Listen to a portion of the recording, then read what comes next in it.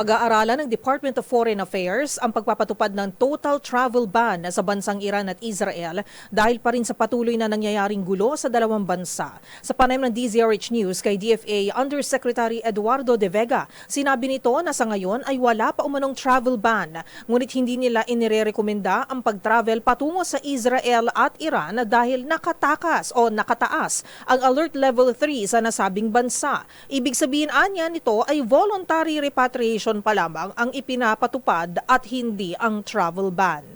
Hindi pa naman talaga strict travel ban, but we are recommending, kasi nasa alert level 3 na yan eh. Yung alert level 3 yung dalawang bansa ina-check namin, meaning voluntary repatriation, at saka parang wala pang travel ban, pero hindi namin nire-recommend na mag-travel sa mga bansang ito. Ayon pa kay De Vega, imumungkahin nila kay Pangulong Ferdinand Marcos Jr. ang pagpapatupad ng total travel ban sa dalawang bansa dahil sa patuloy na nangyayaring gulo. We will raise it with the President, no? At saka with the Foreign Secretary. Kung pwedeng i-advise natin na official travel ban.